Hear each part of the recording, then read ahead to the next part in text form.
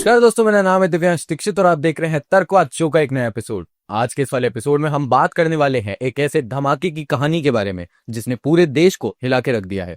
Delhi red fort के पास हुआ car blast. एक Hyundai i20 कार रोड के किनारे खड़ी हुई थी और अचानक से उसमें जोर का ब्लास्ट हुआ। पहले लगा कि शायद ये कोई एक्सीडेंट हुआ है, लेकिन जैसे जैसे इन्वेस्टिगेशन आगे बढ़ी तो पूरा मामला एक बड़ी आतंकी साजिश में बदलता गया। दिल्ली पुलिस, स्पेशल सेल और NIA ने मिलकर जब केस की तहकीकात शुरू की तो कुछ ऐसे नाम सामने आए जिनके बारे में किसी ने सोचा भी नहीं था। डॉक्टर्स, जी हाँ, वही लोग जिनके हाथ जान बचाने के लिए उठते हैं, पर उन पर ही अब ये आरोप है मौत फैलाने के। अपडेट आई है, इन्वेस्टिगेटर्स ने पहले पुलवामा के एक डॉक्टर उमार मोहम्मद को आइडेंटिफाई किया, जो कथित तौर पर उस गाड़ी को चला रहा था जिसमें ब्लास्ट हुआ। उसके बाद दो और नाम निकलते हैं, डॉक्टर मुजम्मिल अहमद गनई और डॉक्टर अदील अहमद, दोनों कश्मीर से।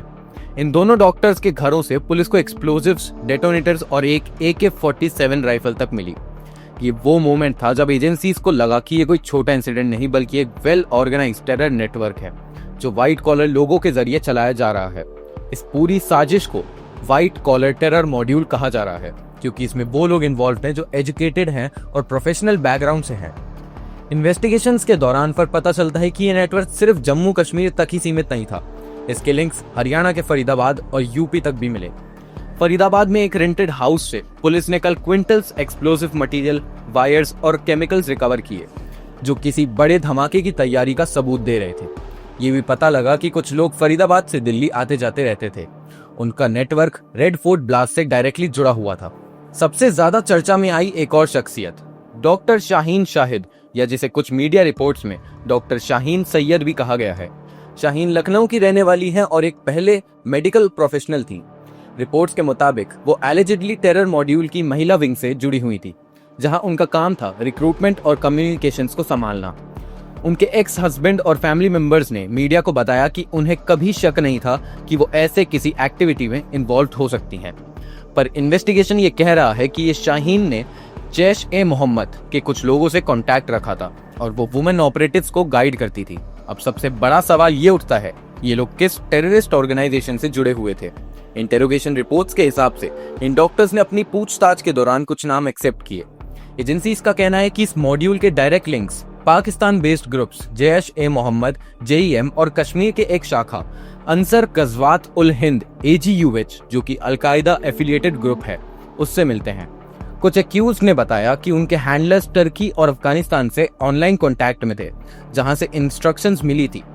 ये भी पता चला कि ये लोग मेडिकल एक्सचेंज और एकेडमिक वर्क के नाम पे ट्रैवल और मीटिंग्स करते थे, जिससे इंटेलिजेंस एजेंसीज के लिए उनको ढूंढना और मुश्किल हो गया था।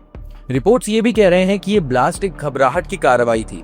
जब कुछ मेंबर्स अरेस्ट हुए और उनके घरों से एक्सप्लोजिव बरामद हुए तो उन्होंने दिल्ली के अंदर ही एक छोटा सा ब्लास्ट कर दिया ताकि इन्वेस्टिगेशन की दिशा भ्रमित कर पाए, पर वो प्लान उन्हीं के ऊपर उल्टा पड़ गया क्योंकि ब्लास्ट एजेंसीज को उनके पीछे तक ले गया।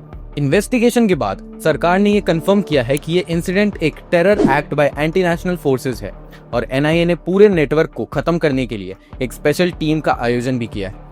लेकिन अभी भी सवाल हैं जिनके जवाब मिलने बाकी है। ये साजिश कितनी बड़ी थी? क्या इसका प्लान दिल्ली के अंदर मल्टीपल ब्लास्ट करने का था? और क्या और लोग इस नेटवर्क का हिस्सा हैं? अभी तक सबूतों के आधार पर कुछ लोगों पर UAPA और आर्म्स एक्ट के तहत केस चलाए जा रहे हैं, लेकिन फाइनल ट्रायल अभी भी दूर है। एजेंसीज ये भी कह रही हैं कि ये केस सिर्फ टेरर का नहीं बल्कि एक व्हाइट कॉलर रेडिकलाइजेशन का केस है, जहां पढ़े लिखे लोग भी एक्सट्रीमिस्ट आइडियोलॉजी के जाल में फंसकर आखिर में ऐसे काम कर बैठते हैं। और फाइनली ये कहानी एक वार्निंग है। एक तरफ टेक्नोलॉजी और एजुकेशन ने हमारे देश को आगे बढ़ाया है, लेकिन दूसरी ही तरफ कुछ लोग इसी एजुकेशन का गलत इस्तेमाल कर रहे हैं। दिल्ली ब्लास्ट के इस केस ने यह दिखाया है कि अब टेरर सिर्फ जंगलों या बॉर्डर तक सीमित नहीं रहा, वो लैब कोट्स और स्टेथोस्कोप के पीछे भी छुप सकता है। ये सिर्फ एक धमाके की कहानी नहीं बल्कि एक रिमाइंडर है कि रेडिकलाइजेशन किसी भी प्रोफेशन के अंदर घुस सकता है। तो अब सवाल सिर्फ इतना है कि क्या हम अपने समाज में ऐसे खतरनाक आइडियोलॉजी को पहचान पा रहे हैं, और क्या जस्टिस सिस्टम इन लोगों को उनके किए की सजा दे पा रहा है? ये तो वक्त ही बताएगा। तब तक सतर्क रहिए और सोचिए, जब डॉक्टर टेरर के साथी बन जाए तो समाज का इलाज कौन करेगा? इसी के साथ हम आज की खबर का सिलसिला यहीं समाप्त करते हैं। मैं दिव्यांश दीक्षित आप सभी से विदा लेता हूं। धन्यवाद।